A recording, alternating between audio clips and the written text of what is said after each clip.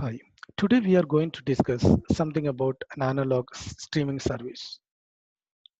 NSS is used to forward the logs from ZScaler cloud to on-premises in order to keep the logs in the premises itself and to meet the compliance and regulatories of a specific country.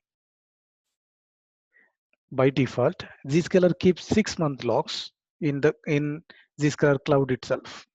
Also, Zscaler allows 1-year log retention mechanisms based on a subscription. NSS services allows the customer to forward the Zscaler logs from Zscaler cloud to the on-premises SIMS tools.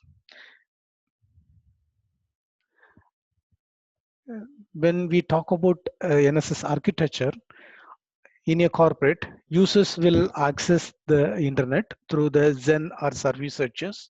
The Zen or service searches will forward the logs to Nanolog routers and Nanolog servers to keep the logs on respective regions. The NSS virtual appliance is sit in between the SIM and the Nanolog servers, which will pull the logs, download the logs from the Nanolog server and forward the logs to the SIM solutions. The communication between NSS virtual appliances and the Nanolog servers will be in TLS secure connection. Only outbound communications will be initiated from the NSS virtual appliance towards the Nanolog servers. There is no inbound communication is needed in order to pull the logs from the Zscaler Nanolog servers. High availability options. There are two high availability options. One is active NSS VMs, which is subscription based. So we need to keep two VMs in active state.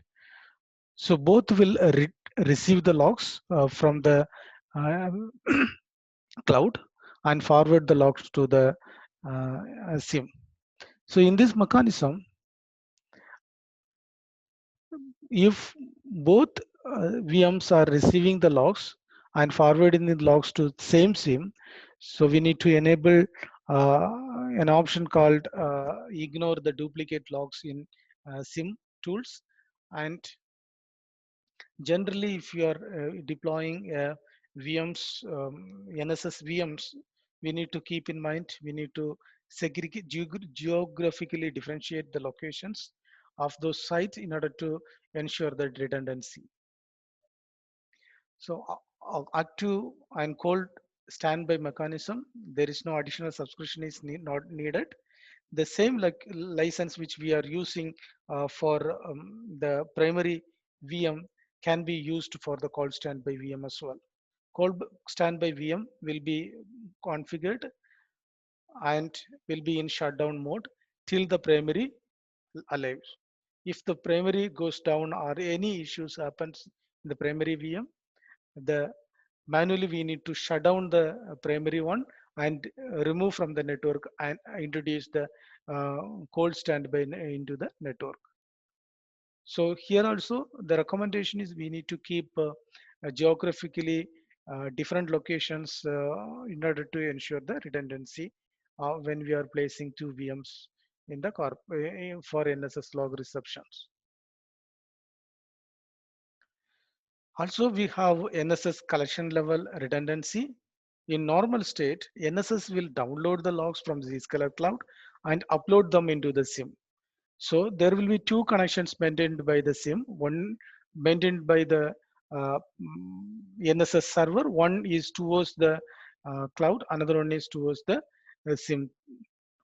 If SIM connection is failed, the NSS will keep 1 hour logs in its repository. So once the connection is restored, it will try to get the logs for the previous 1 hour logs.